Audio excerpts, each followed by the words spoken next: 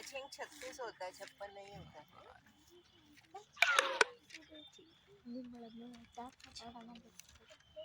Correct. दिखाओ देखो, आपकी कॉपी की हालत क्या कर ली मनीषा? आंटी जी वो फट गई। कैसे फट गई? आंटी जी चेक कर दिया ना आपने? हो गया। अच्छा, अब तनु बोलो एल फॉर लाइन, फिर N for line, N फिर for फिर उसके बाद N N for for nest, N for nest, फिर O for नहीं एन के sorry L for line, M for monkey, फिर एन फॉर नेस्ट आएगा ना। विस्तारित, फिर क्या आएगा? O for विस्तारित कई रूप P for parrot, के 7 बजे हुए हैं और आप देख सकते हैं संकल्प और दृढ़ निश्चय हो तो कुछ भी कर सकता है व्यक्ति। और ये हमारा सौभाग्य है कि हमारी ही एक साथी शिक्षिका जो कि डीएवी पब्लिक स्कूल में इंग्लिश की बहुत ही विद्वत साथी रही हैं, शिक्षिका रही हैं, वो आज यहाँ गणेश उद्यान में शिक्षण कार्य कर रही है उन बच्चों को जो कि बहुत ही गरीब वर्ग के हैं। और इस कड़ाके की सर्दी में भी वो शिक्षण कार्य कर रही है और वो शिक्षा प्राप्त कर रही है, अपने आप में बहुत प्रेरित करता है हम सभी को।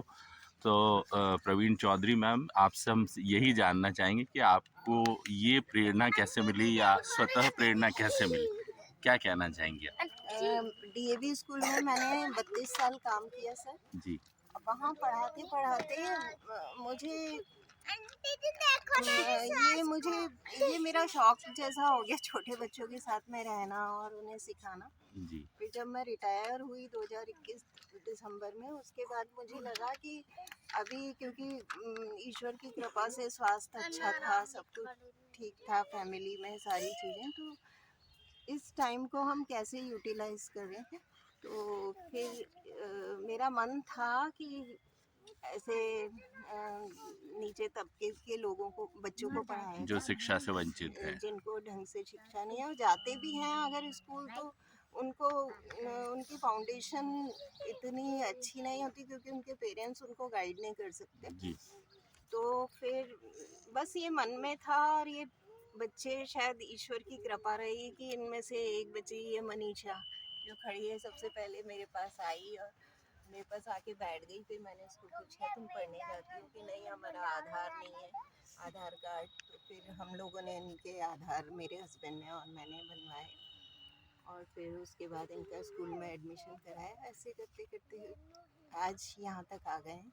चलिए, तो प्रवीण चौधरी मैम, आपसे ये जानना चाहेंगे, आप जब इन्हें पढ़ाते हैं तो किस तरह का चैलेंजेस या खुशी या क्या चुनौतियाँ आपको लगती हैं? शुरू में चैलेंजेस बहुत थे क्योंकि इनके पेरेंट्स से जब हमने आधार के लिए डेट ऑफ बर्थ पूछा तो इनके पेरेंट्स को कुछ नहीं पता था। वो बोलते थे आप मन से लिखवा दो कुछ भी, हमें नहीं पता कब हुआ था, कोई ईयर का आइडिया नहीं, कुछ नहीं। तो तब फिर हमने थोड़ा इनकी हाइट देखकर, इनकी कद-काठी देख के बच्चों के अपने आप से ही डेट ऑफ बर्थ लिखे और इनके आधार बनवाए। उसके बाद में ये था कि ये बच्चे मना कर देते थे हमें नहीं पढ़ना। जब पढ़ने इधर पढ़ाते थे वो देखते थे दूसरी तरफ, इस तरह से करते थे। फिर उसके बाद इनके पेरेंट्स, अभी भी ये चैलेंजेस हैं कि ये लोग गांव में इनके परमानेंट हाउसेस हैं, लेकिन ये यहाँ पे क्योंकि मजदूरी के लिए यहाँ टपरियों में रह रहे हैं तो ये 2-2, 3-3, 4-4 महीने के लिए चले जाते हैं। साल भर मैंने पढ़ाया है लेकिन पूरा साल भर कभी भी कोई भी बच्चा नहीं पढ़ा, सब ऐसे लंबा लंबा ब्रेक लेते हैं। जी जी, ये इनका सौभाग्य है मैम कि ये आप जैसी शिक्षिका से पढ़ रहे हैं। तो आप इनकी प्रोग्रेस को कैसे इवेलुएट करती हैं, क्या क्या मानती हैं आप अभी तक जो आपने शिक्षण? प्रोग्रेस तो बच्चे में सबसे बड़ी प्रोग्रेस तो यह है कि इनको इंटरेस्ट आने लगा। अभी इतनी ठंडी में भी ये बच्चे बोलते हैं कि नहीं आप तो छुट्टी मत करो, मैं करना चाहती हूँ इनकी, क्योंकि मुझे खुद लगता है कि ये बच्चे हैं, इनको भी थोड़ा लेट तक सोने का अधिकार होना चाहिए। इनकी स्कूल की खुद की छुट्टियाँ लगी हुई हैं तो क्यों इन्हें बुलाऊँ मैं।